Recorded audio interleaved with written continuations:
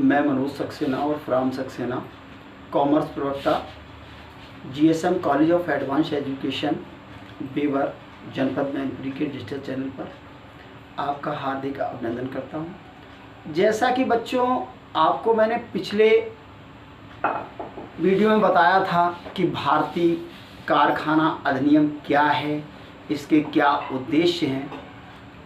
आज मैं आपको बताऊंगा कि कारखाना अधिनियम 1948 के प्रमुख प्रावधान क्या हैं।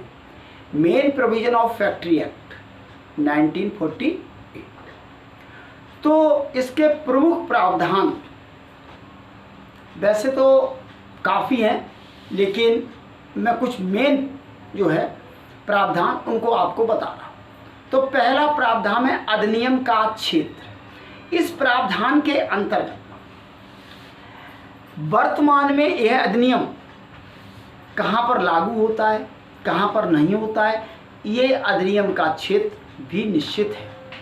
तो इस अधिनियम का क्षेत्र में आपको बताऊं कि पहले जम्मू और कश्मीर राज्य को छोड़कर हुआ करता था, लेकिन वर्तमान समय में यह अधिनियम जम्मू कश्मीर राज्य सहित संपूर्ण भारतवर्ष में लागू होता है, जिसमें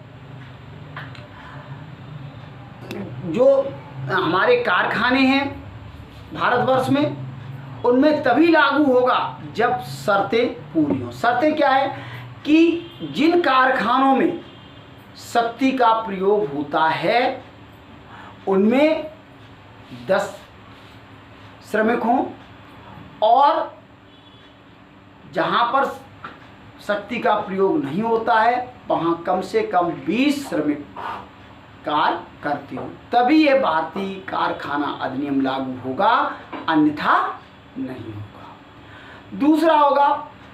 दूसरा प्रावधान हमारा है कारखानों की स्वीकृति, अनुज्ञापन एवं पंजीयन कहते हैं रजिस्ट्रेशन। तो इस अधिनियम के अंतर्गत कारखानों की स्वीकृति लेनी होती है, अनुज्ञापन और पंजीयन संबंधी प्रावधान दिए गए हैं कि कैसे इसका पंजीयन होगा, कहाँ से इसकी स्वीकृति मिलेगी, सारे प्रावधान इसमें दिए गए हैं।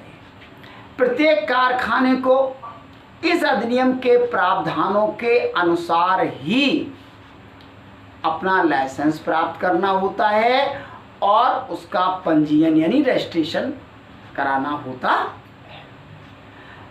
तीसरा मुख्य प्रावधान है स्वास्थ्य सुविधाएं। जब हमारा भारतीय कारखाना अधिनियम नहीं था तो श्रमिकों की स्वास्थ्य सुविधाएं उपलब्ध नहीं कराई जाती थी, श्रमिकों की स्वास्थ्य पर कोई ध्यान नहीं दिया जाता था। लेकिन कारखाना अधिनियम में एक अध्याय स्वास्थ्य के नाम से जोड़ा गया है, और इस अध्याय में कारखानों में कार्य करने वाले श्रमिकों की कार्य दशाओं को स्वस्थ बनाए रखने के लिए तथा इन प्रावधानों में कुछ ऐसे प्रावधान दिए गए हैं जैसे कूड़ा करकट एकत्रित न होने दें, धूल मिट्टी आदि से सफाई करने, कार के कमरों में पर्याप्त प्रकाश व्यवस्था, हवा पानी आदि की व्यवस्था, गंदे पदार्थों की निकासी, कृत्रिम नमी, पीने के लिए स्वस्थ पानी, पीने के लिए स्वच्छ पानी, और शौचालय, मूत्रालय, पीकदान आदि की व्यवस्था करने हेतु नियम दिए गए। तो इस प्रावधान का मुख्य उद्देश्य कारखानों में कार्य करने वाले श्रमिकों की स्वस्थ कार्य दशाओं को उपलब्ध कराना और बनाए रखना है। चौथा प्रावधान है सुरक्षा व्यवस्थाएं। श्रमिकों की सुरक्षा के महत्व को स्वीकारते हुए भारतीय कारखाना अधिनियम 1948 में श्रमिकों की सुरक्षा के लिए कुछ प्रावधान किए गए हैं। इस अधिनियम में यंत्रों की घेराबंदी, चलते हुए यंत्रों पर कार्य करने, खतरनाक मशीनों पर कार्य करने के लिए युवा बच्चों की नियुक्ति न करने और औरतों को खतरनाक मशीनों पर नियुक्त न करने संबंधी प्रावधान दिए गए हैं। इसके अतिरिक्त आग, हानिकारक गैस, विस्फोटक गैस आदि से भी सुरक्षा संबंधी प्रावधानों का इस अधिनियम में उल्लेख किया गया। अगला टॉपिक आता है हमारा, अगला प्रावधान कौन सा है? खतरनाक प्रक्रियाओं के संबंध में प्रावधान। कारखाना संशोधित अधिनियम 1987। वैसे तो कारखाना अधिनियम बना 1948 में, लेकिन इसमें संशोधन किया गया सन 1987 में। इसके द्वारा खतरनाक प्रक्रियाओं वाली कारखानों के अधिष्ठाताओं के अनेक कर्तव्य निर्धारित किए गए हैं। ऐसे प्रक्रियाओं में कार्य करने के स्थान में अनेक प्रावधान हैं और ऐसी प्रक्रियाओं वाले कारखानों के स्थान में अनुमति हेतु सुझाव देने के लिए स्थान मूल्यांकन समिति की नियुक्ति का भी प्रावधान किया गया है। इसके अतिरिक्त कारखानों में सुरक्षा समिति की स्थापना करने के लिए भी प्रावधान किया गया है। अर्थात खतरनाक प्रक्रियाओं के संबंध में विशेष प्रावधान इस अधिनियम के अंतर्गत किए गए हैं। अगला आता है हमारा श्रम कल्याण व्यवस्थाएं। इस अधिनियम के अंतर्गत श्रमिकों के कल्याण से संबंधित बहुत से प्रावधान किए गए हैं। ये भारतीय कारखाना अधिनियम 1948 में कई प्रावधान जैसे नहाने धोने, कपड़े रखने, सुखाने, बैठने, प्राथमिक उपचार जिसे हम फर्स्ट एड कहते हैं, कैंटीन, आराम कक्ष और भोजन कक्ष, शिशु गृह आदि की व्यवस्था करने संबंधी प्रावधान भी इस अधिनियम में दिए गए हैं। इसके अतिरिक्त जहां 500 या इससे अधिक श्रमिक कार्य करते हैं, उन कारखानों में श्रम कल्याण अधिकारी की नियुक्ति का भी प्रावधान इस अधिनियम में लागू किया गया। अब अगला प्रावधान आता है महिलाओं से संबंधित, कि महिला श्रमिकों संबंधी प्रावधान।